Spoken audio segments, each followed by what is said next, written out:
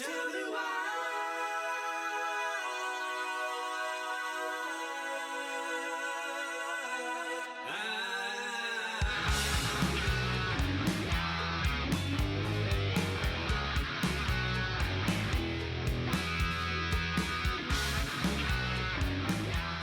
back to another edition of Hafeman Brothers Talking Packers, right here on Hafeman Bros YouTube channel. Subscribe, like, comment, keep them coming.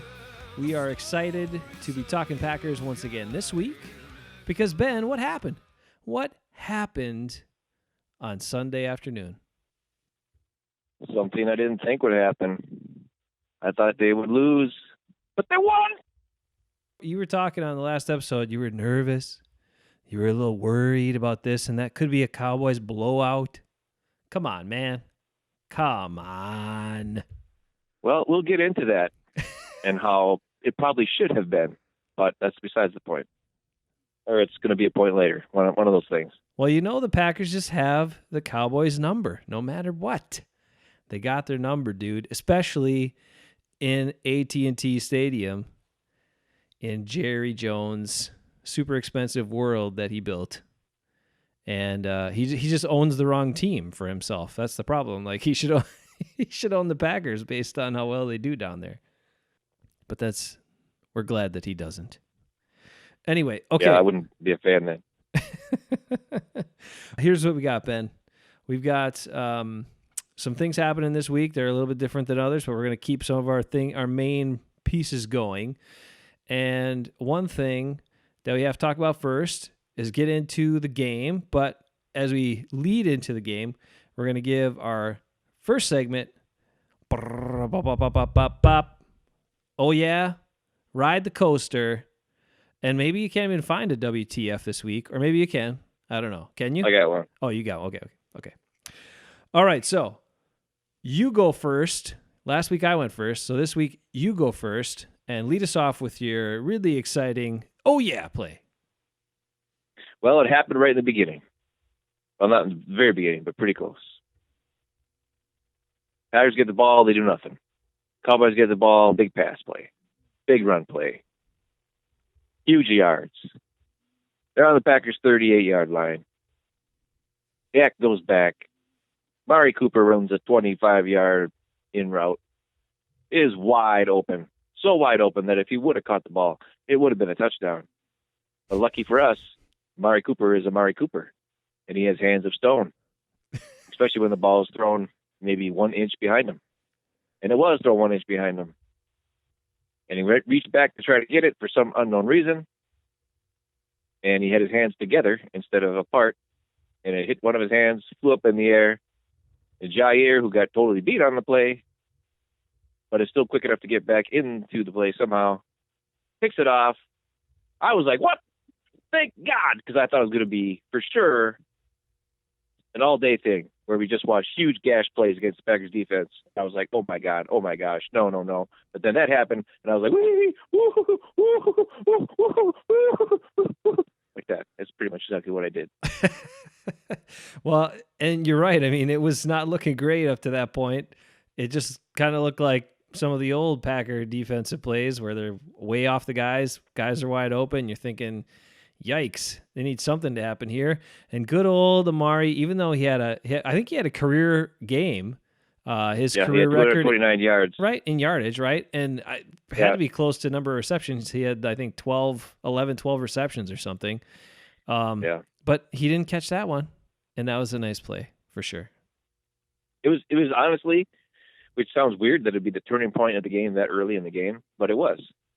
It was a huge play because the Packers defense looked like they couldn't stop anybody at all. I mean, it was like huge play. It was like this. I was like, oh my gosh, this is god awful. This is going to be a long afternoon. And then that play happened. And then next thing you know, Packers are moving the ball and they score a touchdown.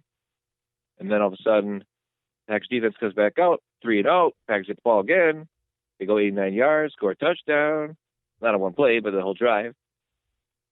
And they're up 14-0. And I was like, wow. I mean, just a 10 minutes ago, 15 minutes ago, I was thinking the game was going to be over in the first Cowboys drive. So that was a huge, huge, huge, awesome, exciting play. And the fact that obviously the offense scored right after that made it even better. But it was a huge turning point and really, really, really seemed to fire up the guys, at least to just, destroy them for the next pretty much whole, like, 2 quarters after that. And that's interesting. What was your crazy play? Well, okay, yeah, we'll talk a little bit more about that in a second. But there were a number of them I was really excited about.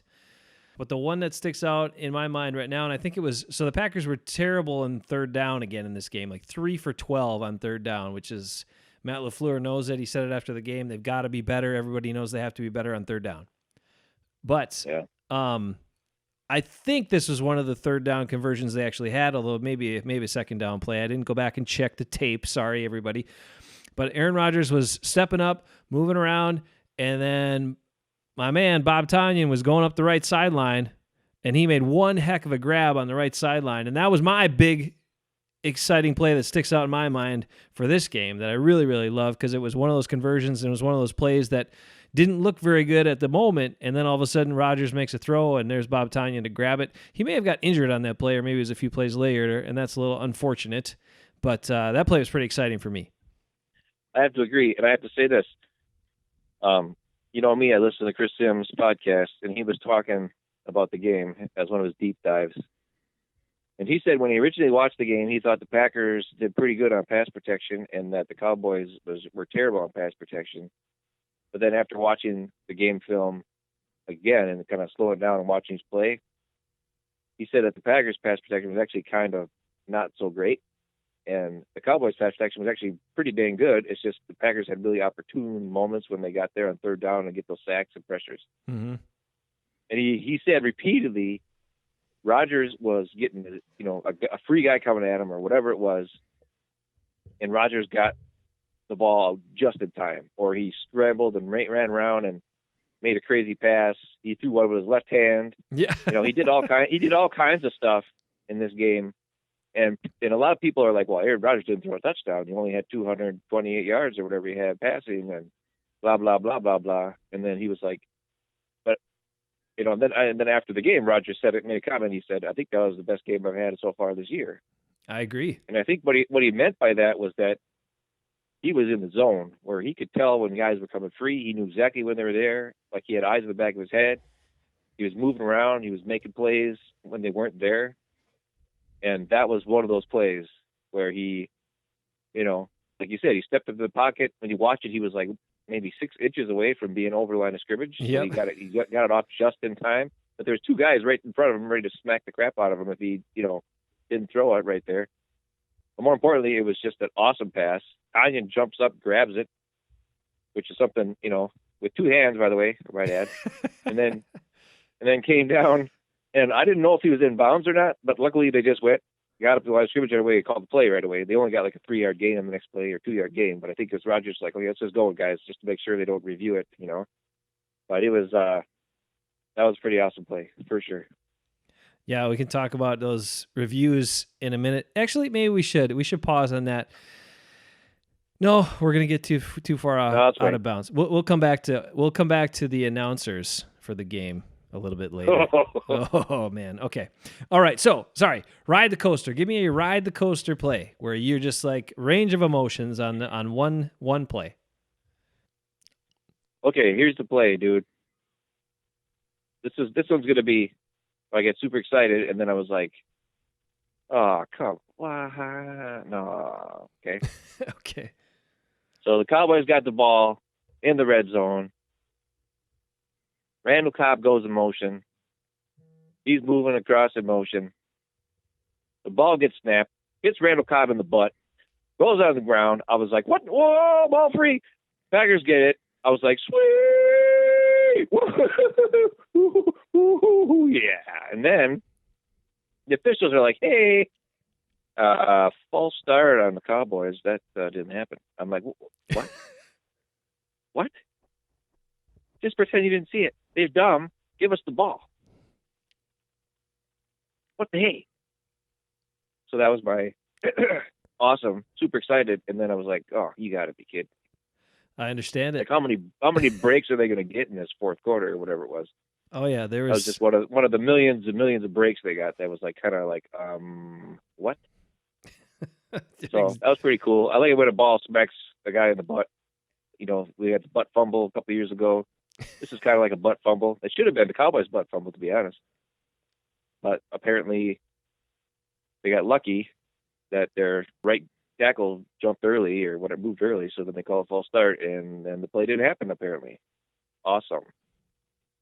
That was the play where I realized that even though Randall Cobb is on another team, he still has loyalty to the Packers. Well, or his butt does. One or the other. Because I think he was running there right at the wrong time just to help the Packers out just a little bit. That's why I want to believe Randall. It did look like he kind of slowed down just a little, and he's kind of looking for the snap. Maybe. I know. All right. Okay, here's one of mine. And I don't know if this is, hopefully this doesn't lead you astray, but one of mine was one of the two times that it appeared as though Aaron Jones got a direct snap.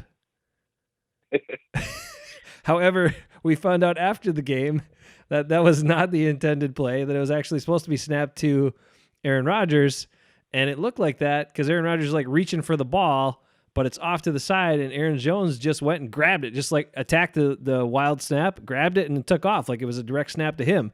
And at first I saw that, and I was like, oh my God, no, and then there he is, and he's running up the sideline. I'm like, yeah!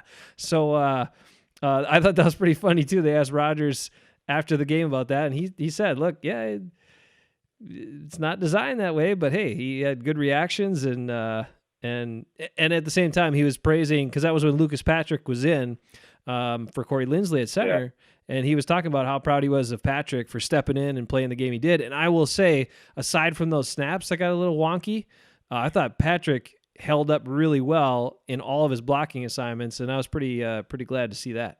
Yeah, he did really good. The other thing Rodgers said was after the first time it happened, he then told Aaron Jones, hey, get ready because this might happen again. And that's why the second time Jones had no hesitation. Because the first time it was like Rodgers kind of caught it, and then him and Aaron Jones kind of both caught it at the same time. And then Jones just took off with it. But the second time, it was so far out, like Aaron Jones just went for it. He grabbed it, and it looked like it was going to be like maybe a 3-yard gain, and he got the edge and went all the way like 15-yard run or something for a first down. And it looked awesome. Man, Aaron Jones on a fast surface like that his cutting ability and all that kind of stuff is amazing. And just, he's so dang quick. He's not the fastest guy in the world, but he's slippery and quick. And that's why he's so dang awesome I think one of his other 100-yard games was against the Cowboys last year, or a couple years ago, or whatever it was. Mm-hmm. He just makes, that surface just is perfect for him. Plus, obviously, he's from Texas. He had a whole bunch of his family there watching the game. So that must have been I couldn't imagine how awesome that is. When, you score 4 touchdowns, you run for over 100 yards, you receive for 75 yards. It's just awesome. It was something I've been waiting for now for how many weeks, It's like, thank God. I think we'll get into that later as far as why it happened, because I want to talk about that. But awesome job by both those guys, because Rodgers could have made a mistake and put his hand in there or something, and they kind of both caught it the first time at the same time. And then after that, like I said, Rodgers told Aaron Jones, hey, get ready. If this happens again, you might have to grab it. And the second one, Rodgers was about to reach for it, but he saw Jones was so quick going for it, he just went for it. That's almost the play they should have now. They should add that play in, I think. Right. You just got to have Lucas Patrick in there for it, not Corey Linsley. Yeah, well, if Linsley is hurt, just bring Lucas Patrick in. And the defense might know what it is, but they can't stop it. It's Aaron Jones, dude. They can't stop him. What's funny about Aaron Jones, too, and you talk about how good he is at cutting and changing direction, it's different, though, than a lot of guys. Like, a lot of running backs will have that cutting ability, but they get a really kind of a wide base to do it, to change direction. So they widen out the stance and they put their foot in the ground and cut and go back the other way. He makes these cuts that don't look quite as drastic, but they're just as effective. And because he's not widening out like that, he's not breaking himself down and slowing himself down. So he's kind of making those cuts at full speed, And I think that's really part of his effectiveness as a runner, is that I think that's different than a lot of running backs you see out there that aren't just straight line runners and that can cut back and do some of the things that he does. On top of it, I know you said he's not the fastest, but he's fast enough, because how many times, going into this game did we have to hear about the Cowboys linebackers and how fast they are, and these are high picks and blah, blah, blah, and these guys are tearing up the league and all this. They're young, fast guys. And he outran him. He outran him and made him look bad repeatedly. And Troy Aikman couldn't believe it. But that's what happened over and over again in that game. I'd like to talk more about Aaron Jones later on, maybe like another segment of Aaron Jones talk, because I got all kinds of things to talk about. We'll make it a weekly segment. But yeah, we'll get in. There's tons to that game. We'll toss it over to you for that. Okay, give me your WTF.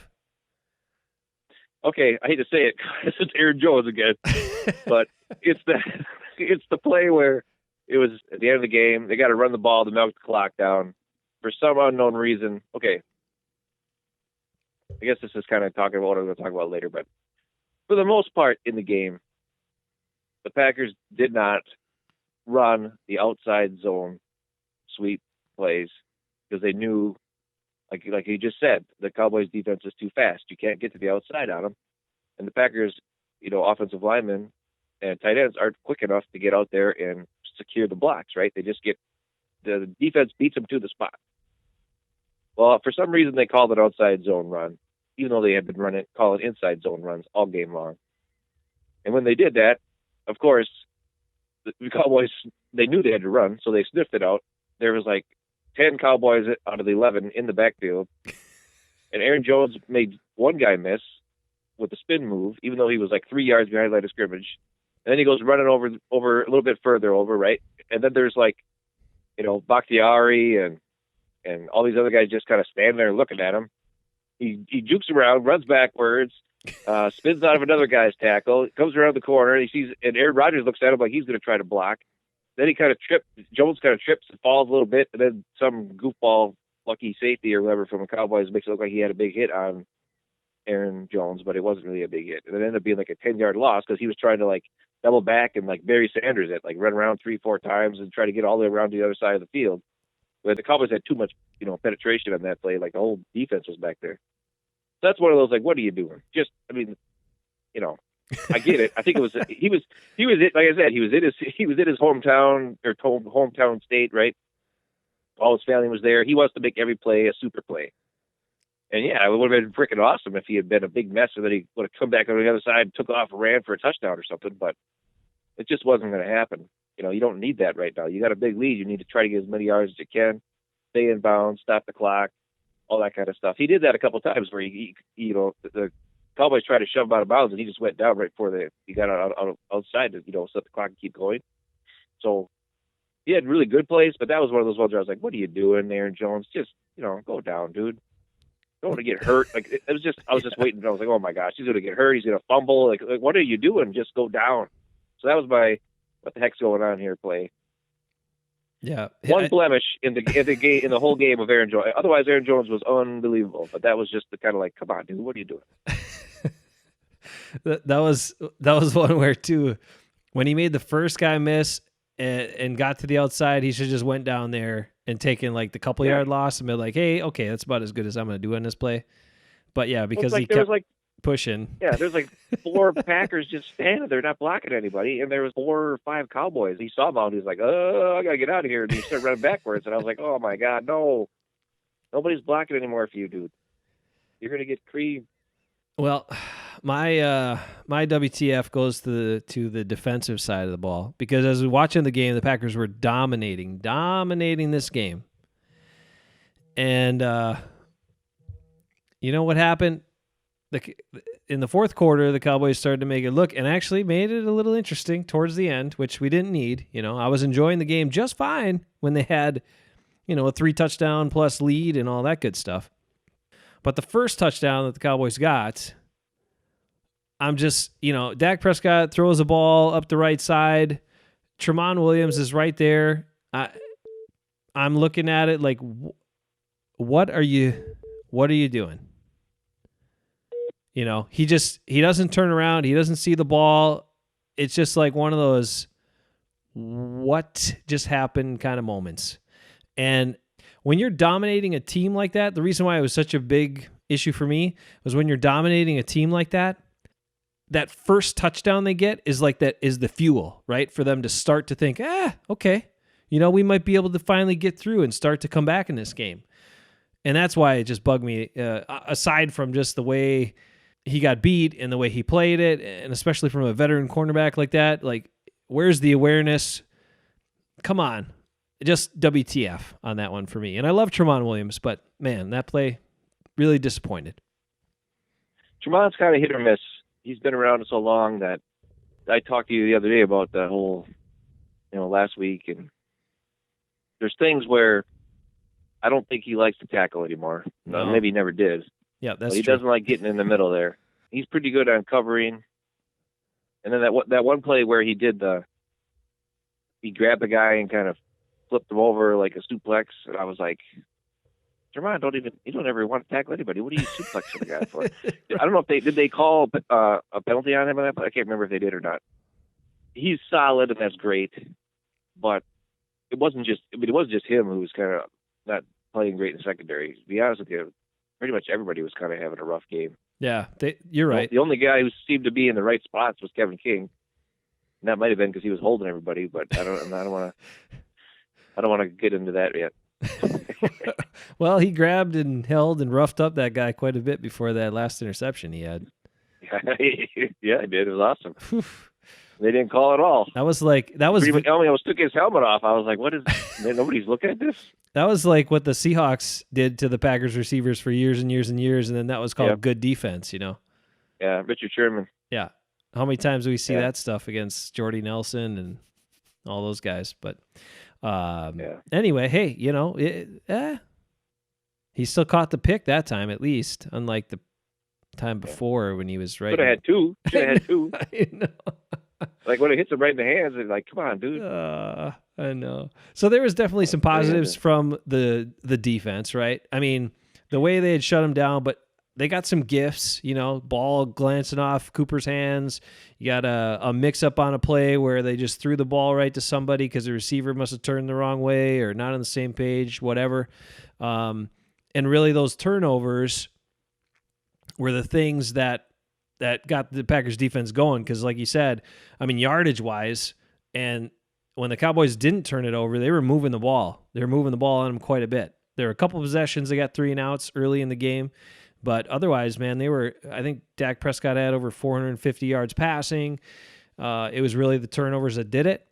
And the other part that stuck out to me, and you said it, there were plenty of times where the Packers didn't have a lot of pass rush going on, but at key moments they did. And one glaring difference, and I'm sure you thought this too, was you remember previous years where Dak Prescott would then escape the pocket and start to roll out to his right or something like that, and he would get away and make a throw. Because who was chasing him back then? Nick Perry. Yeah, Nick Perry, who is slow and was always slow.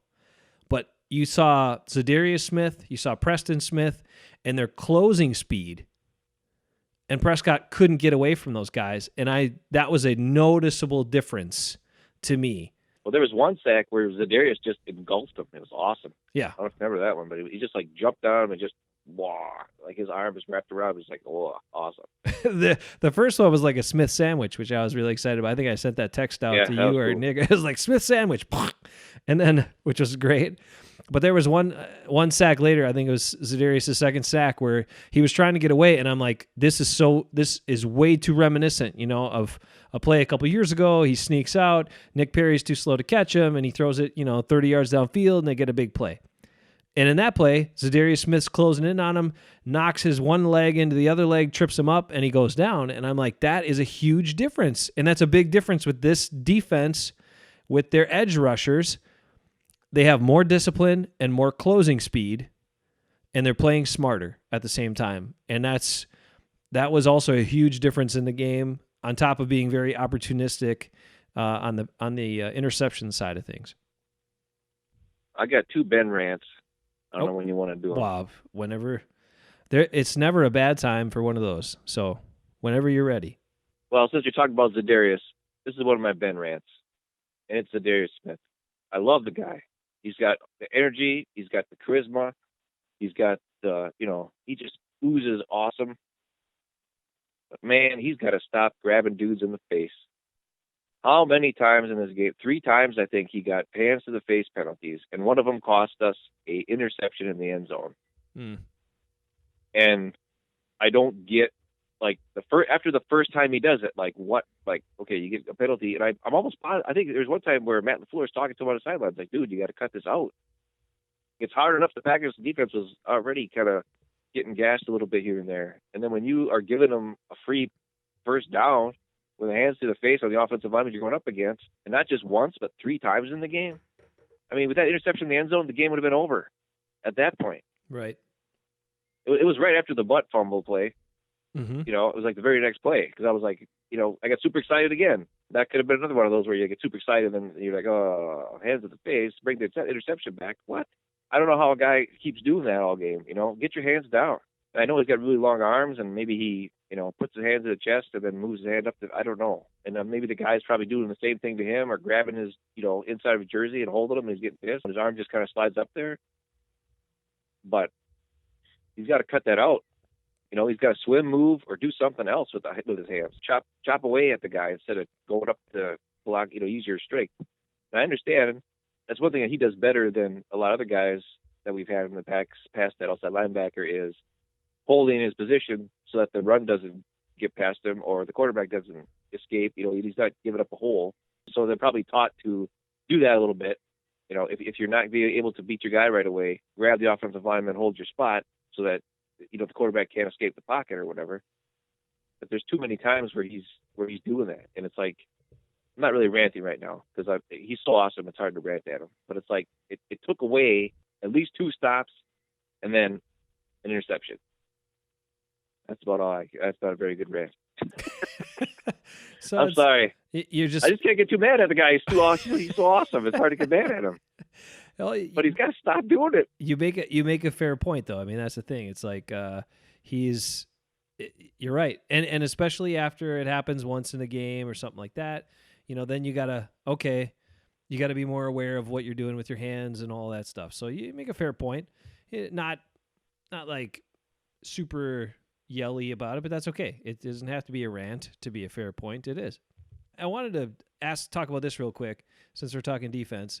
And one thing in past years, remember if the Packers were ahead or whatever, then Dom Capers middle of the third quarter would all of a sudden play a super soft zone, and then they just start getting chewed up and chunk yards against them. And I mean, they weren't giving up plays over the top. Well, unless it was in the middle, then they might. But otherwise, the team was just like 10 yards here, 15 yards there, 13 yards there, 15 yards there, 10 yards here, and all of a sudden they're down the field and scoring. Yeah. And so all that time that would always happen, I'm clamoring. I'm like, don't stop playing the way you were playing when it was better, when you were effective. Don't play the soft stuff. And that's exactly what Mike Pettin did in this game. He kept guys in man coverage. He kept running with a single high safety, and people just manned up all over the place when they had a big lead in the fourth quarter, and they gave up that play Tremont gave up. Then there was that stupid play to Cooper. Alexander got beat on the sideline, and then the safety comes over and misses him, and it's like the only reason those plays were available was because of playing that more aggressive style defense in that point.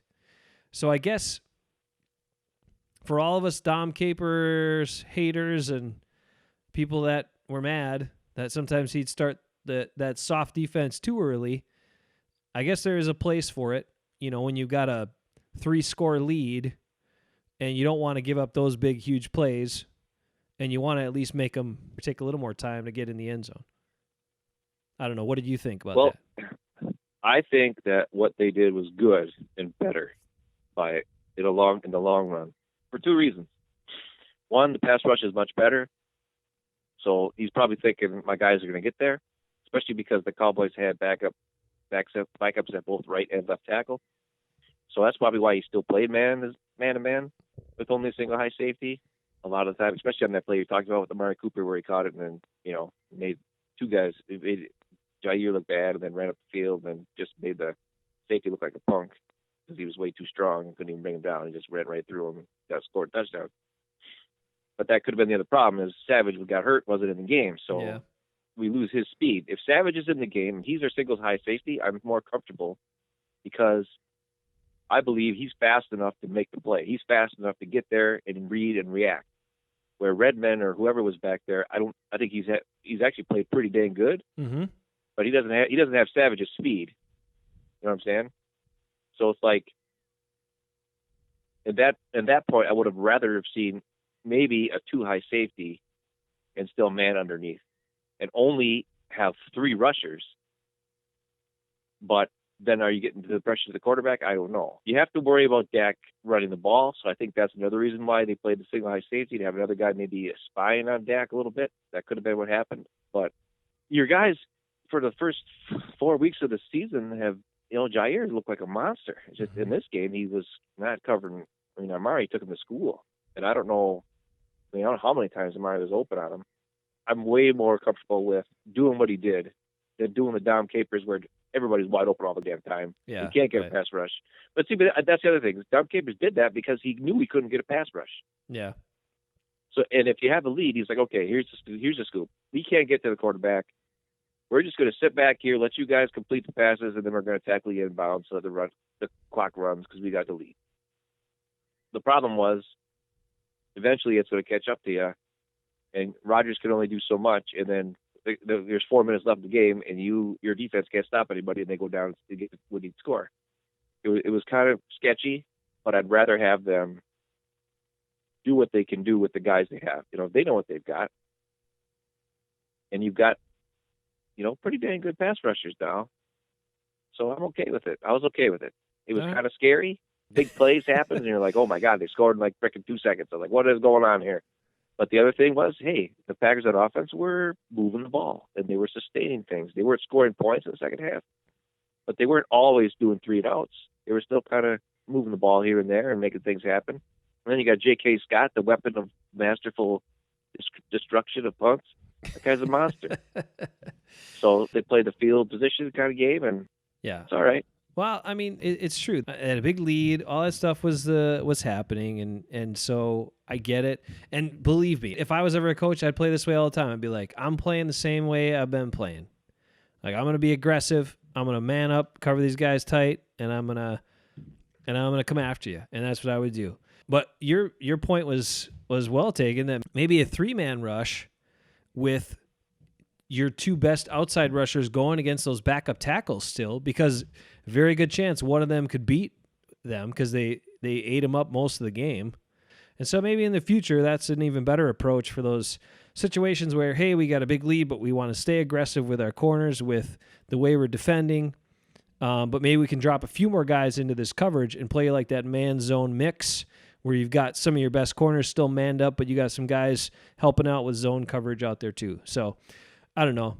We're not coaches. We don't know what Mike Pettine's going to do, but look for that because we talked about some other things that the Packers might do, and hey, it worked out pretty good. Like the running attack this week, Ben, which was simplified. That's right. Simplified blocking. And the other thing you pointed out last week about the RPOs, and you talked a little bit about that. I know you did a whole breakdown, and I've archived that. I'm going to save it and put it out at some point, but there's no RPOs this week because you had said, it doesn't look like Aaron Rodgers is comfortable, at doing these yet because he didn't grow up with this like as a high school player and as a college player like a bunch of these young quarterbacks have now that are doing all these RPO plays. And so they took those out. They said, we're going to run these straightforward running plays, and it worked out pretty darn good. I was watching Matt LaFleur's press conference from yesterday, the day after the game, and one of the reporters asked him, hey, you did a lot more inside zone running. You didn't do hardly any of the outside zone running. Is that something you saw in, the Cowboys defense to attack it, or is that kind of something where you saw maybe, you weren't as successful as a team at that? And I love Matt LaFleur's answer. He said a little bit of both, but he also said, he's like, listen, you want to look and see what your guys are good at. If we're struggling with something, but we're good at something else, we're going to do the things we're good at. Because they asked him, they're like, because it seems like, his offense relies more on the outside zone and not so much the inside zone.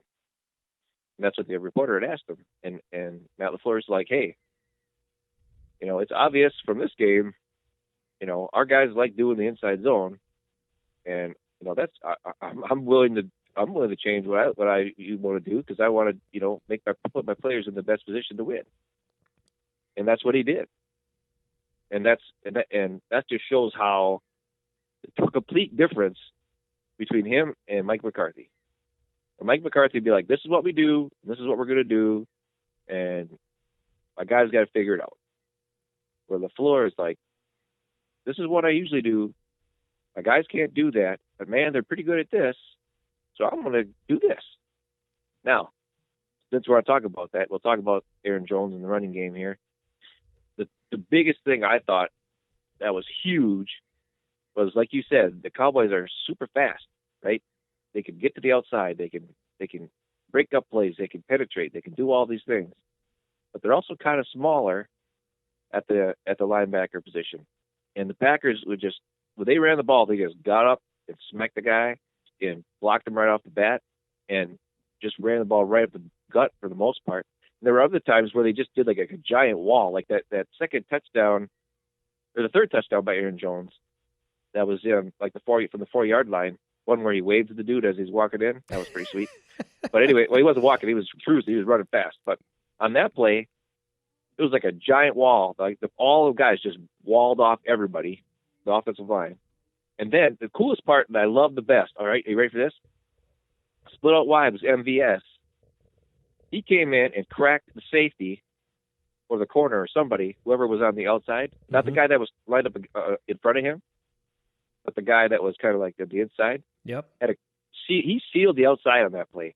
Now, there's still the guy that's supposed to be covering MVS who kind of broke in and then had to go after Aaron Jones, but he didn't realize Aaron Jones was that fast, and then Jones just went and then waved at him because he was beat him to the corner. But that was awesome. And I'll have to say this: Jimmy Graham, Jake Kumerow, MVS, Tanya when he was in there, all those guys were blocking downfield. There was a couple of times Jimmy Graham was just threw guys on the ground. Now, granted, they were little corners and stuff, but hey, if he could do it, and I love seeing him block these little corners and safeties as opposed to trying to block a defensive end. You know what I mean? Yep. And not only that, it's just a total difference. Like on those plays where in the past where they're running to the outside, right? All these guys got to swing. They got to try to pick up these. The plays take so long to get going, and Aaron Jones has got to sit there and wait, and then hope there's a hole, right? And there never is. Where in the game yesterday or on Sunday, it's like you just get up there and smack it, and the next thing you know, Aaron Jones is already past the line of scrimmage because he gets the ball and he's gone. He finds the hole and he cracks it and he's gone. And that first touchdown was amazing because I was watching Baldy's breakdowns or something again, and on that particular first touchdown by Aaron Jones, Packers had 3 receivers on the right side of the formation. By doing that, the Cowboys played man with a single high safety. So that took 3 dudes and moved them all the way over outside of the play, right? Because they knew they were running in the middle instead of running to the outside. And the Cowboys were pretty much playing like in the box. Like everybody was kind of lined up at about the same level instead of like layering it back in defense. So once you get past that initial spot, there was nobody there except for one safety, right? And Billy Turner had a pretty good seal block there a little bit further downfield, and Jones just cut off him. And then all he had to do was make the safety miss, which he did, and he was in the end zone for an 18-yard touchdown or whatever it was. And a lot of it was based on the formation because they had, their one receiver way out to the one side and the other 3 guys way all the way over to the other side and way far out, not like close to the – that's one thing, when people were talking about in the offseason, they were saying that Matt LaFleur likes to do bunch formations, close formations to the line of scrimmage, and then do a lot of misdirection and all this kind of stuff. And it doesn't work with the Packers because the players don't get it. They don't block, if they're not quick enough, all that kind of thing. And in this game, he spread out the Cowboys defense. That takes away their speed. And then you attack one spot. Mm-hmm. And you can like double team, because then you got the offensive lineman can double team a couple spots on the line of scrimmage. And once you get past that initial wave of defenders, then Jones is cruising for 10 yards. He's cruising for for 7-8 yards, and that's the difference. When you attack. That's like last week in my rant. I was like, come on, quit moving sideways, quit moving backwards, attack. And then when you spread out the defense with that formation and then attack one specific spot, oh, it was beautiful. And it was just amazing to watch all the things that I complained about last week and wished that I could see them do. They did. And not only that, I got Aaron Jones, my fantasy football team. Oh, he scored me 52 freaking points. 52 points. Dude, are you ready for this? I won fantasy football this week. I started Jake Kummerow because I have no receivers. No, He gave me like 1 point. Okay. Yeah, that one catch. Right. I started Brandon Cooks. He got hurt. He got me like 2-3 points. That was it. Okay. My kicker was the Kansas City's kicker, and of course Kansas City finally has a bad game, so he didn't do that many points. And I had Dalvin Cook, who's awesome. He got me 20-some points. Yeah, he did well. Mark Ingram was okay. He got me like 14 points. Aaron Jones, obviously the man, got me 52 points. And I'm ready for this. My quarterback, who I drafted in like the 6th round, and I thought was going to be good, Baker Mayfield. Good God. I know this is a Packer podcast. The guy gave me negative 2.5 points. Negative 2.5 points at quarterback. I had Gardner Minshew on the backup, got 31 points. I didn't start him. I started Baker Mayfield. But it didn't matter that he gave me negative 2.5 points. You know why? Because I had freaking Aaron Jones, dude. Aaron Jones, the man. 52 points from one dude. Who's the last person that scored 4 touchdowns in a game for the Packers? Dorsey. That's right, baby. My other all-time favorite Packer, Dorsey Levens. And Aaron Jones, my newest all-time favorite Packer for the last couple years. Aaron Jones, 4 touchdowns in one game. Not only that, who leads the NFL in touchdowns this year, rushing? Aaron Jones, right? You betcha, baby. 8 touchdowns this year. How many touchdowns did Aaron Jones have rushing last year? 7 or 8? 8. He already matched his total touchdowns this year, in just 5 games. Not only that, he had 9 touchdowns total because he had 1 receiving touchdown last year. So he's almost beat his whole freaking touchdown total for all of last year. The guy's awesome. It's like, the guy's awesome. That's just it's crazy. It's crazy. The whole thing, everything. I know I'm going on, but it's just the run game was so awesome because they just attacked the Cowboys. Yeah. The weakness of the Cowboys is spread them out so that their speed can't beat you, and then attack one specific. It might not be always the same spot, but just attack one little spot of that defense and get to the next level. And boom, boom, boom. It was awesome, awesome, awesome. Well, and you let your guy who is really good at finding those little holes, you just let him find it and pick where it goes. And if it's not there, he's fast enough to get to the outside. There have been comments in interviews with coaches here, opposing coaches in the last few weeks, especially where this has come out, and they're saying that guy's special. That number 33 is a really good running back. He's got a lot of talent, a lot of skills, and the Packers didn't draft him until the 5th round. Like, he sat around 4+ rounds before anybody picked him. And that's because he went to a smaller school. He went to UTEP, but he was an all-time leading rusher there. He was extremely productive, and he ran a good combine. I mean, it wasn't off the charts for his speed and measurables and stuff. Yeah, it was 4.56 was his 40. But a little bit on the small side, people say, whatever, but a lot of people overlooked him. Thankfully, the Packers didn't, because at this point, he is a steal. He is incredible. And one other point, that is those 4 touchdowns in a single game that ties the Packers franchise record, and it's the first time ever a running back has scored 4 rushing touchdowns against the Dallas Cowboys in their entire history. Yeah, 60 years. It's first time. That's a pretty cool fact. And if you're a kid from Texas and you just did that, you got to be flying pretty high at this point. That's awesome. Yeah, it's just awesome. He's just an awesome guy too. Yeah, he's always yes sir, no sir, because his parents are both in the military, so he's very respectful to everybody. Whenever he this is the second time where Dion's got his thing where if you ball, you get the call thing on an NFL Network. Right. Yeah. And, he called Aaron Jones a couple weeks ago. And then again, he got to this time, he got 4 touchdowns. And the whole time, Aaron Jones was like, oh, yeah, sir, yeah. Well, yes, sir. We do what we can. And I'm just trying to be great and blah, blah, all this kind of stuff. The other thing I think is really awesome this year, where he came, like, when you look at him after he scored and he's flexing and you're like, holy crap. He cut out the Cheetos and whatever else he was eating the last couple of years, and he really, really worked on building up that muscle mass and toning down. And I think it's even made him faster. It's just the difference between the last couple of years of this year was the holes weren't there until this week. And he breaks tackles. He gets through. He gets through arm tackles, because a lot of times those holes he's getting through, there's an arm sticking out. Some guys get tripped up by that. He doesn't. And the other thing is, even at his size, which isn't that big, he's around 210 pounds or so, maybe a little bit less than that, he's always going forward. No one hardly ever knocks him backward. And that helps him. That helped him in the red zone again this week, where, you get in there and he's kind of stuffed a little bit, but he keeps going forward, and all of a sudden he's reaching and he's across the goal line.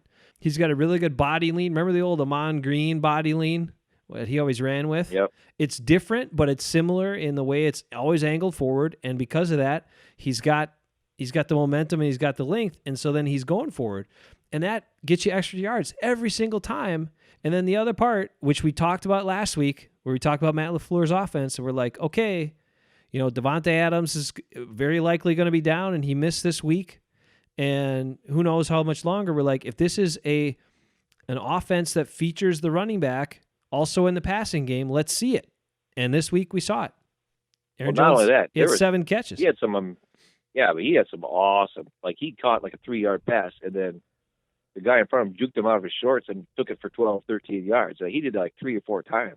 Yeah. And it wasn't like some scrubs. It was like Leighton Vander Esch. He made him look like he was grabbing air. It was amazing. He was just, I don't know, man.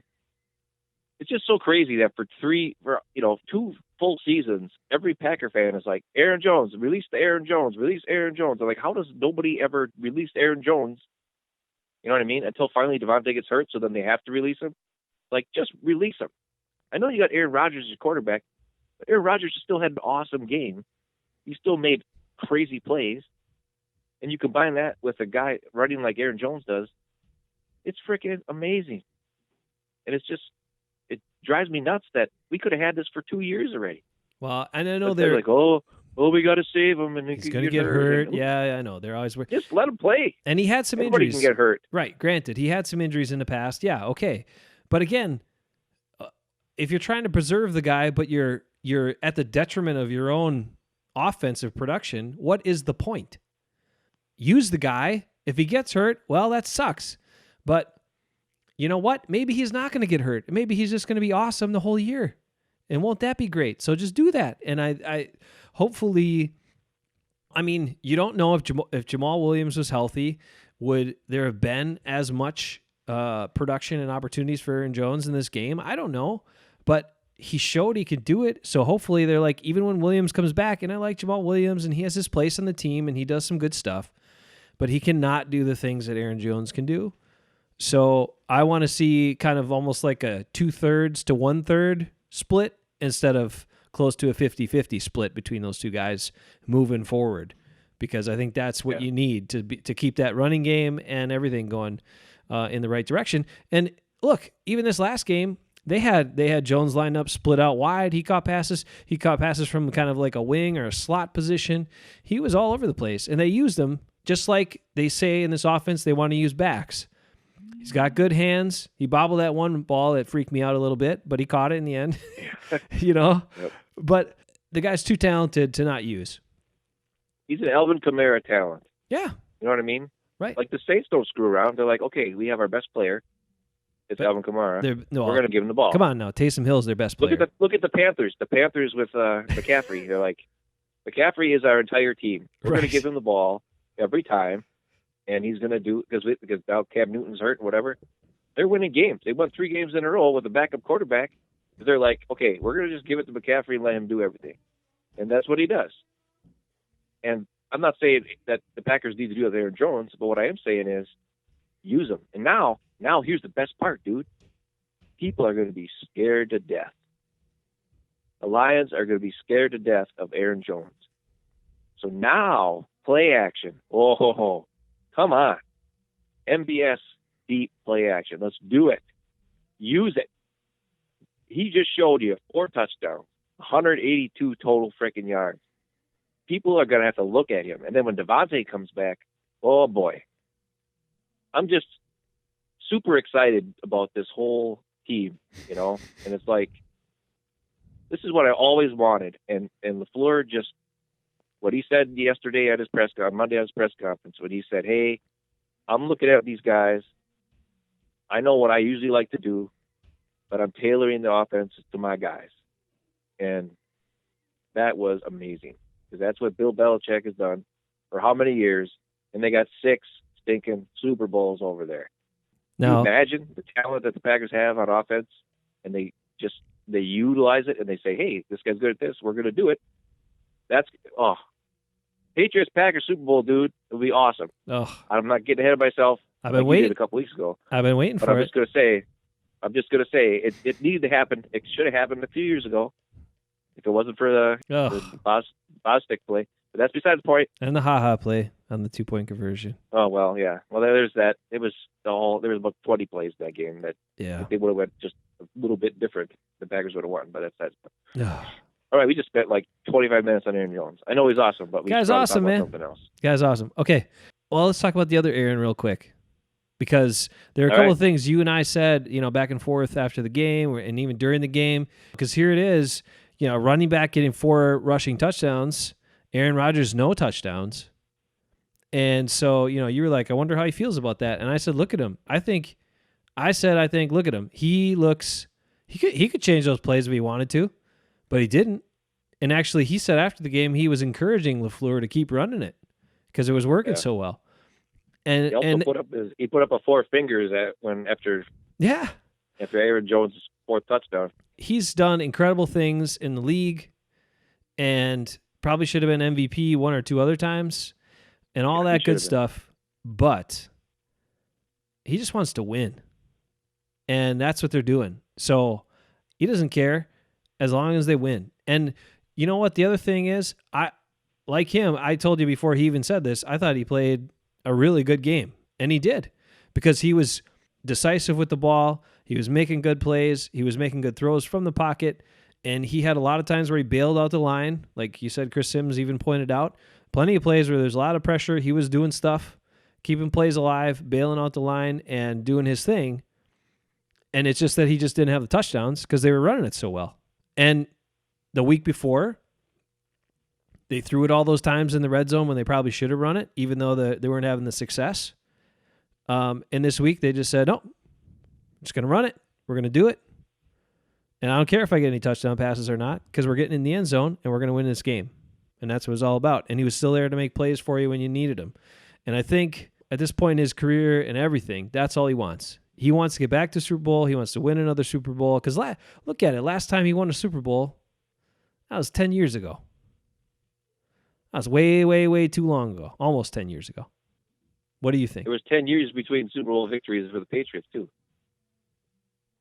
So he could still win 3 more. Yeah, but Tom Brady has been taking the elixir of life, or whatever it is. Oh, yeah, okay. That's true. Whatever he's eating and drinking over there. I don't know what it is, but it's working. So, however, he had a nice stinker of a game against Buffalo where our good friend Micah Hyde, my personal friend, as I will say, my personal friend since I met him and we shook hands and talked about assembling a garden box. Micah Hyde picked him off in the end zone. Love it. Love Micah Hyde. And I told you that funny thing. There was a story about it. There was like a thing Micah Hyde... after the game, so that play happened, the pick in the end zone happened where Hyde peeled off his guy and just picked off the pass, much like the young Sullivan kid did in this game against the Cowboys. That was an awesome play. Yes. Awesome play by Sullivan. That was like my other choice for a super exciting play. Yeah, me too. I was thinking about that one too. Such a great play. Very similar to that. Anyway, and Micah Hyde said right after the game, so this was, 2 quarters later and several hours later, Bill Belichick ran him down and asked him what happened on that play because he wanted to know how he got the pick in that situation against Tom Brady, the greatest quarterback ever, according to some people. And Micah Hyde just told him, he's like, well, he stared him down. So I peeled off my guy and picked it off. And that's what my personal good friend, Micah Hyde, can do. So there you go. All right, so we have to talk about this real quick. We did get a couple comments from last week's show. Some people wondering about what can the Packers do with this depleted receiving core. Now, Jake Kumerow was back from his shoulder injury, and that helped. Even though he only had 1 catch, he played well. He blocked well, all that good stuff. And you're right. You pointed out Jimmy Graham blocking well, and so did our friend Jason Eckes, too, during the game. And I was impressed. I was impressed with Jimmy Graham. If that's what he needs to do for this team to win, he also seems very much interested in doing whatever it takes for this team to win. Yeah, he was up knocking dudes down, and it was cool. And same thing with MVS, that crackback block. Yeah. On the safety, you seal the edge. Kumerow blocking downfield. Aaron Jones can't get all those yards if guys aren't blocking downfield too. And yeah, they weren't getting passes thrown to them all the time. But when your running back is running that well and your team is moving the ball that well, even Jimmy Graham looks like super pumped that he's blocking guys and whatever. And like, that's the thing that this team looks really super cool about, is that like everybody seems to be really happy for everyone on the team. Like no matter what happens. Somebody said that. I guess there was like the Packer locker, after the game locker room video or whatever. And there's a shot of J.K. Scott going up to Za'Darius and giving him a big hug and telling him how awesome he did. And Za'Darius giving him a hug back and saying, "Way to go, dude." And like, when was the last time you saw a defensive, muscle monster and a punter congratulating each other and getting pumped up for each other? Like a punter and a crazy outside linebacker with all the charisma in the world and a punter who barely says anything. It's crazy, but yet those guys all get along no matter who you are. And it's super, super exciting to watch that happen.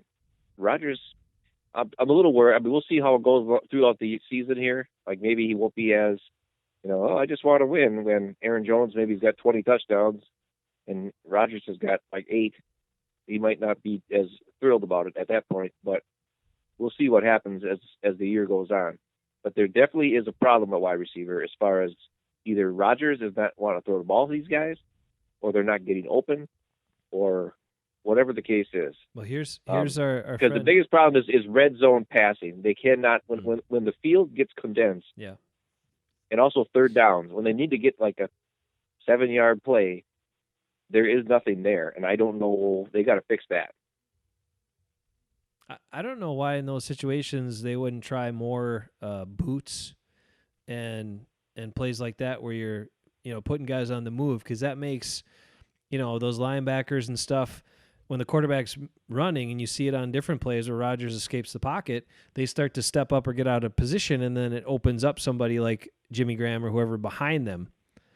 So I'd like to see more of those things. Now our friend Jason Eckes has a thought, which was maybe bringing back, and apparently our old friend John Horn brought this up to him, bringing back Jordy for a test run. Eckes is on board with that. I don't think Jordy wants to play anymore, based on interviews. What I would say is this, though. As crazy as that sounds, and as crazy as Eckes and Horn are, probably, I would say this. It would definitely help the red zone offense. Because if there's one thing Jordy can do, even at the end of his career there, in 2017, when Aaron was playing, once Aaron got hurt, Jordy's numbers went down the tubes. Yeah. But when Aaron was playing, Jordy and Aaron just have this thing where they know what to do when the play breaks down. And Aaron will drill it, even when there's guys all over Jordy, he'll drill it to him, and Jordy will catch it, and it'll be a touchdown. So as crazy as that does sound, like he's not going to help him. Well, he might help him on third down for all I know, too. I don't know. I don't think they need Jordy. I think what they need Kumerow to become the Jordy. I don't know. I mean, I would like to see Shepard in there. I would like to see some plays designed for Kumerow. I think they have enough guys. I think the guys they have can do the job. MVS has got the drops once in a while. Yeah, Geronimo's kind of slow, but you know what? He goes up and gets the ball, so Aaron knows to throw a little bit high, and Geronimo will jump up there and grab it. I think they have the tools, and now LaFleur's got to figure out how to make those tools work. I don't think they need to trade for Diggs or trade for AJ Green or bring Jordy in off the street. I mean, they don't need to do any of that. What about they have the right guys. What about Jordy for a receivers coach? Well, yeah, but the receivers coach was a receiver as well. He was a receiver in college or something like that. He's a good coach. I know, but he's not Jordy. He's not got the. I know he's Jordy. I know. He's gonna have the Jordy's Jordy. down in Kansas, dude. He's farming or whatever. He don't want. Maybe he can come up like once a week and just help out, like assistant receivers coach. I mean, I would give him a roster spot and have him come in when they're in the red zone, because he'd be awesome. Like, honestly, he'd probably have 10 touchdowns this year if they just had him in for the red zone. Jimmy Graham is supposed to fill that void. That was the point. They got Jimmy Graham. They let Jordy go, because Jimmy Graham is supposed to be this red zone threat. Well, he's not. Right? He's not a red zone threat. Not Either currently. No. figure out a way to make Jimmy Graham the red zone threat, or do something else. Because eventually teams are going to be like, okay, we're not going to let Aaron Jones get in the end zone anymore. And when that happens, the Packers are going to be in trouble. And it's going to be just like that Eagles game where they're inside 5-yard line and they can't score. All right. Well, we will move on from that. But very good points. And that's our thank you, Jason Eckes, and John by way of John Horn, or John Horn by way of Jason Eckes. Sorry for that thought. However, we don't see that happening. Jordy's probably going to stay on the farm in Kansas. Although he was at the game, and they had a nice photo before the game with James Jones and him and Aaron Rodgers and maybe Randall Cobb, or who was the other guy in that photo? One other guy. Oh, Devontae was in that photo. Yeah. All right, brother. You said you had another rant, or not really? Or I guess you didn't even have a rant yet, because you kind of went soft on Za'Darius there. Well, because he's got such a nice smile and he has that charm about him. He's such a cool guy. It's hard to be mad at him. So here's my rant. Okay, I'm watching. I don't have TV, so I got to go on YouTube and watch all the crap, the reaction shows like the day after and whatever. I'm watching all these guys, Stephen A. and Skip Bayless and all these guys, and no, don't watch Skip Ryan Bayless. Clark. And, hey, don't watch. No, come on. Everywhere I watched, and I understand the Cowboys screwed up a lot. I get it. Yeah, they had a lot of dumb mistakes, but very few people are talking about how good the Packers are, or how, like, Aaron Jones, the guy got 4 touchdowns. They're like, oh, Aaron Jones had 4 touchdowns. That's great. And then they would be like, what's wrong with the Cowboys? Why are the Cowboys? They fooled us when they played the bad teams, and then they played the 2 good teams, and they stink. Everything was about how the Cowboys screwed up, and not how the Packers took advantage of their screw-ups. All over the national media. That's all it was. That's all I saw. Cowboys have, this Dak's not that great. Why can't Zeke run the ball? Why is the Cowboys defense getting gashed by a running back? No. How about Aaron Jones is good? How about Matt LaFleur changed the plan? How about the Packers blocked well? How about the Packers? Aaron Rodgers made some awesome secondary plays where he's avoiding rushers and passing it was left-handed dudes and all kinds of crazy stuff. How about the Packers were, getting sacks? How about the Packers were getting interceptions? How about the Packers were having J.K. Scott punt the ball 60 yards? How about that? How about the Packers are 4-1 and they should be 5-0 if it wasn't for dumb play calling inside the red zone? How about that? No, it's about what's wrong with the Cowboys. Cowboys are as good as we thought they were. Blah blah blah blah blah blah. No, I'm sick of this crap. Everybody, like the Cowboys, for years, for like 25 years. I don't even know how many years has it been. They stink. Everybody's talking about the Cowboys constantly, and it's annoying. Like, we had to watch the Packers beat the Bears. Nobody talked about it because they're like, oh, Mr. Trubisky sucks. Yeah, but the Bears' defense is awesome. But nobody really cared. We had to watch the Packers play the Vikings. And what was it? What was the story after that? Kirk Cousins stinks. The Packers' defense is great. It was a little bit, but not national media. National media was Kirk Cousins. What the heck were they when they signed him? They sure regret signing him for all that money. Then they played the Broncos. And nobody talked about it because it's the Broncos. Okay, that's fine. And then they played the Eagles and they lost. And all they talked about was, boy, the Eagles really took it to them. The Eagles smashed them around and all this kind of stuff. And they handed it to them. They handed it to the Packers. And then this time the Packers win again. And it's not that the Packers won, not that the Packers played good. It's that the Cowboys, what's with the Cowboys? They're not as good as we thought. They stink. Like, what in the heck? When are they going to get some stinking respect? This is ridiculous. And even when people were like, they'll bring up, like, are the Packers the best team in the NFC? And people are like, oh, no, we got the Saints. We got the Eagles, who are 3-2. They're a game less, and they should have got beat by the Packers, but they're better than the Packers. And then they're saying, like, the Rams that got manhandled a couple times this year already. No. I'm just, like, start giving some respect to this team. There's only one guy, that Nick Wright guy on Fox, who picked the Packers to go to the Super Bowl before the season started. And I was like, holy crap, this guy must know something or he's crazy. And usually I don't agree with anything that guy says. So I was like, I'm thinking he's crazy. But he's the only guy who gave him any respect from the beginning.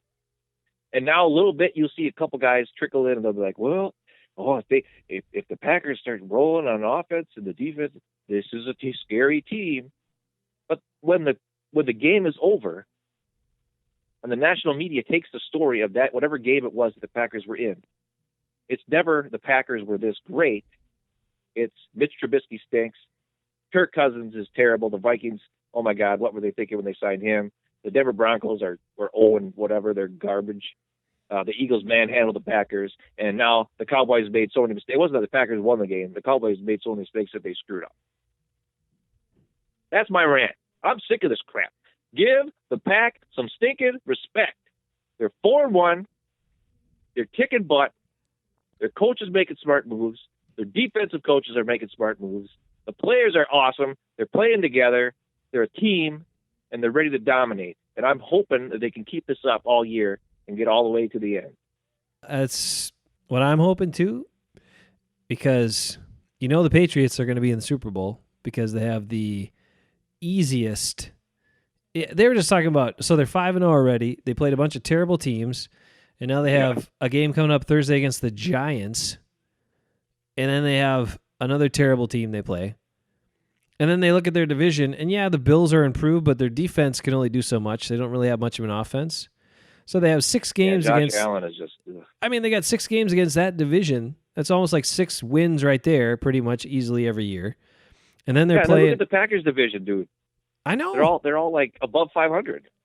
So anyway, I'm sorry. I'm going to get off of that. The Patriots' schedule is ridiculously easy for a team that just won the Super Bowl in particular, because they're also playing the NFC East, which we just talked about is a total mess. The Redskins are terrible. The Eagles are up and down. Yeah, okay. And the Cowboys and the Giants. So it's like, yikes. Super, super easy schedule, right? But I'm hopeful. Yep. And then the challengers, supposed to be challengers in the AFC, are really shaky. The Chiefs have been all over the place. I mean, the record's good, but the way they've been playing, yikes. And the Steelers stink, and they're a mess. But the Browns are supposed to be challengers, and Baker Mayfield scores negative points in fantasy. Don't even get me started. I already went that. And so it's going to be an easy road for New England, right?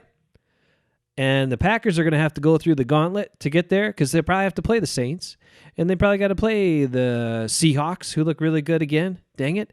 And they got to play 49ers are 4-0. 49ers, and they might have to play the Rams, and they might have to play the Eagles, and they still got to play the Bears and the Vikings in their own division, and the Lions, who are coming up, who we're going to talk about. Lions are going to win a record.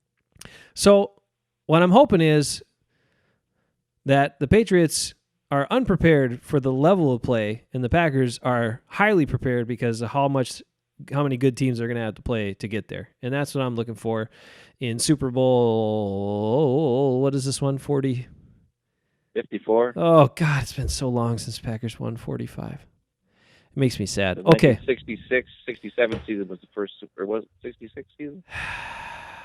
I don't remember. I think it's 53 or 54. Yeah, it is. It's sad. 54. Dang it. Okay. Anyway, that's my hope.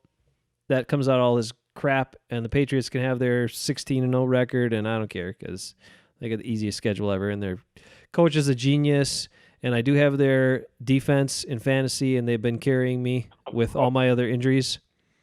So you got like 5 dudes that are out for the season. I do. I have Drew Brees. He's been out. I got Devontae Adams who's out. I got Saquon Barkley who's out.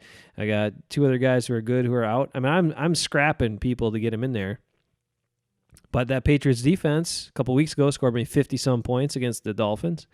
And this week, again, they're around like 30 points. And they've just been awesome because Bill Belichick is a master at creating a good defense, even with players that apparently are not high-profile guys or stars or whatever, but they play really well. So, okay. Side note, on to the next.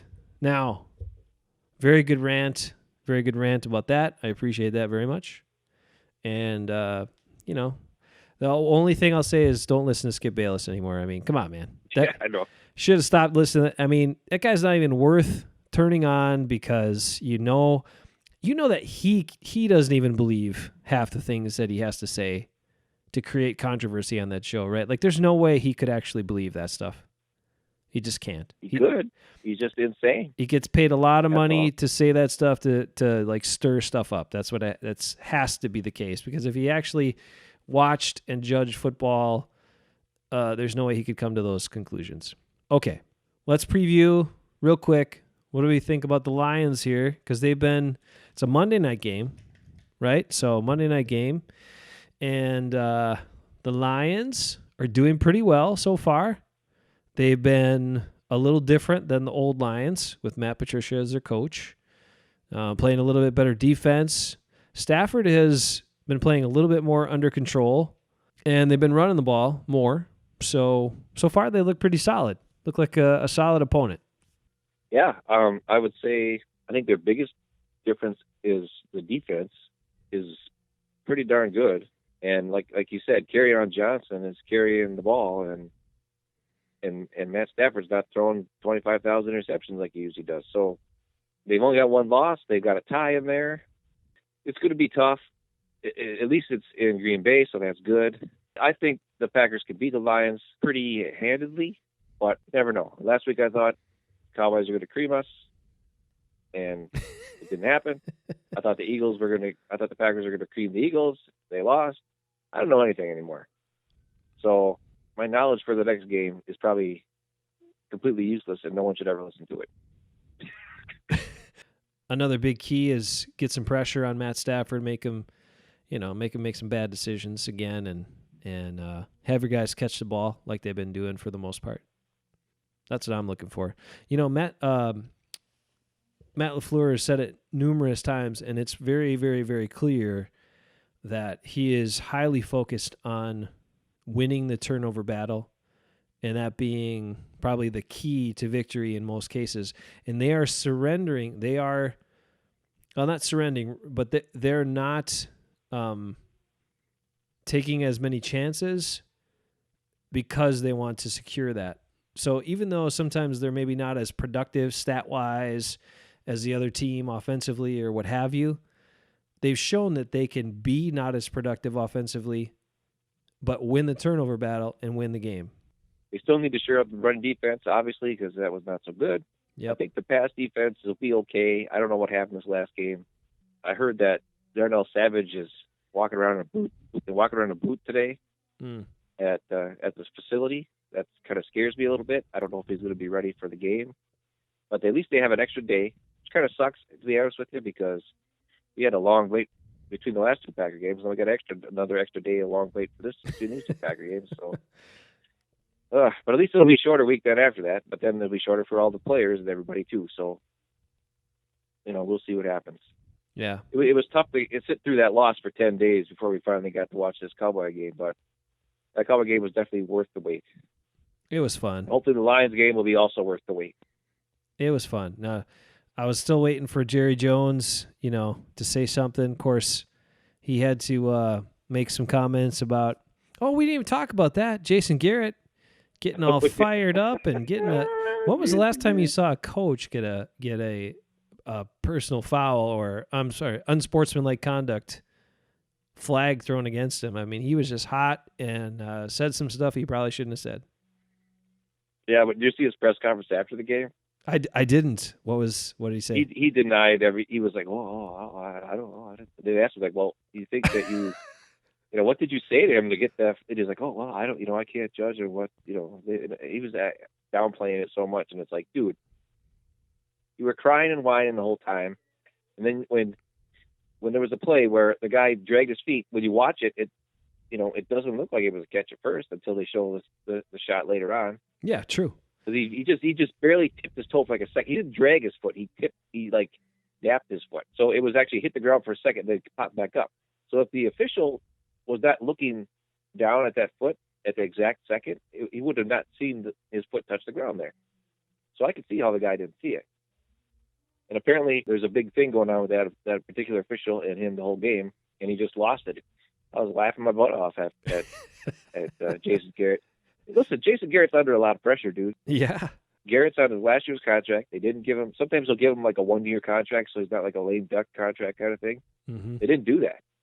So if he doesn't perform, he's out. Like Jerry Jones is like, I'm sick of this. We got all this talent. Why aren't we winning games? So I think he's just under a ton of pressure. And he's like, listen, we're at home. We're getting our butts kicked.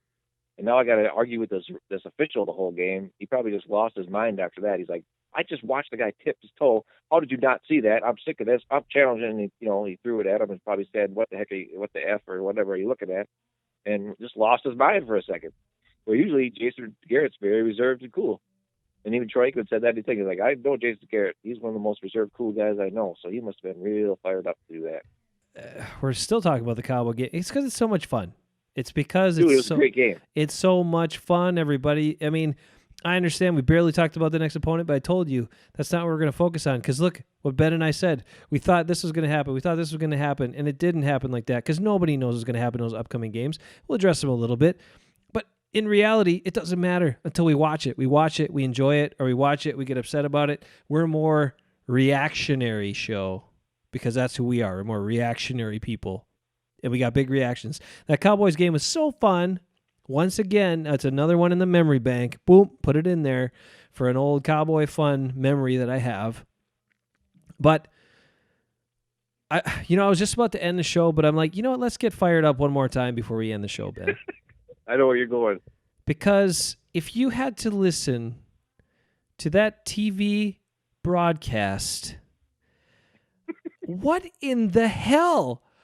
I don't understand how a network that is connected to the NFL can allow a team of broadcasters. Sometimes you get one person in the booth, especially in those 3-person booths where that person might be kind of slanted to one team or whatever, blah, blah, blah. But since they decided that all former Cowboy players are good color analysts, I don't know why, but when they decided... Tony Romo's from Wisconsin. Tony Romo's awesome. I like Tony Romo. He's just fine. Tony Romo's great. He's from Wisconsin. We got to give him a break. And Troy Aikman I think he analyzes games fine for the most part. And I think, Moose Johnston is fine. Okay, whatever. But Aikman is just, and Joe Buck too. Like the way they describe things when a play happens or a penalty happens against the Cowboys versus the way they would describe it when it would happen against the Packers was just glaringly different. And I know people will be like, well, you're a Packers fan and you're just seeing it that way. No. Bullshit. Now I got to bleep myself. BS. That is BS. It's insane. They were like, there was even one play where Aaron Rodgers got clotheslined for a late hit, and he got hit. Like it wasn't technically in the head, but it looked pretty bad, right? Because it was just under his helmet. Yep. And they threw a flag, and Troy Aikman's going on and on about it and saying all this stuff. And he even said, he's like, oh, and I hate to say it, but blah, blah, we want these players on the field, and we don't want our quarterbacks to be injured. And then they go to the Mike Pereira, the officials analyst guy, former head of officiating, and he's like, and he even says during the broadcast, he said, well, Troy, you don't have to hate to say it. It was a vicious hit, and it should be a personal foul. I mean, it's so bad. It's so bad. It's so bad. And Packers fans, you know what I'm talking about. Come on, man. Don't give us Aikman and Buck anymore. I don't care how big the game is. Give me team number 2. If they're your number 1 team, give me team number 2, because those guys are so slanted against the Packers. It's just disgusting. I actually enjoy it. I enjoy it. I'll say something. I actually, this sounds kind of weird. There's something on YouTube. There's Cheesehead TV. There's a couple of just 40-year-old nerds like me, and they're from Green Bay and Appleton or whatever, but they now live in New York. And once in a while, they'll do they'll watch the game and react to it. And for a while last year, that's how I was working, so I just would listen to them reacting to the game while I'm at work. So, and they don't really play by play. You never know what's going on. It's just like, ah, and stuff like that. It's kind of dumb. But anyway, there's one part, that's what I was doing. I was watching those guys. I was listening to those guys with one ear, and I had my earbud in my other ear watching my free-form football. So I was listening to Joe Buck and Aikman on my other ear, and then I was listening to those other 2 guys on my other ear. And there was one part where they were like, "Oh, we're gonna invite you into the booth here," and it was like in the 4th quarter or somewhere in there. And Aikman was standing there, and then one of the guys, Aaron Nagler, who's one of the 2 guys that does Cheesehead TV, he's like, "Oh my God, Aikman looks like he's crying." And I looked at it, I was like, "Oh my God, he does look like he's crying." But Aikman kind of always looks like he's crying. But it was just super funny because the Cowboys were getting their butts handed to him, and Aikman just looked like he was so depressed. And Joe Buck always looks like a ding dong, but whatever. And it was just, I was laughing my butt off because I didn't really notice it at first, because they had like a delay a little bit behind me on that Cheesehead TV thing. But sure enough, I'm looking at it, I'm like, oh my God, he does look like he's crying. It must be so sad for him. So I enjoy it. As long as the Packers are winning, and they usually are when they're playing the Cowboys, right? Yeah, that's true. And and when it happens over and over and over, it's got to be the same as anybody else. I mean, if Aikman would not be that way, all the fans in Dallas would be mad, right? If he's not kind of, tilted towards the Cowboys when the Packers play the Cowboys. So he kind of has to do it as a Hall of Fame quarterback, 3-time Super Bowl champion for the Cowboys. He's got to do it. That's his job. So I totally get it. As long as the Packers keep winning, I think it's funny. Now, if they ever lose, then I'll get mad. But as long as they keep winning, it's fine for me. As a person who used to have to broadcast games relatively neutrally, when I did a lot of high school games, and we had sponsors from both cities and both teams and all that stuff, and you just try to, be as neutral as possible, but call it like you see it. I mean, it's pretty blatant and it's pretty disgusting. And I understand what you're saying about for the Cowboys, but guess what? When they were playing the Eagles, it was the same sort of thing. Not quite to the same degree, but it was definitely the same sort of thing. When they were questionable calls, oh, the Eagles really got screwed here.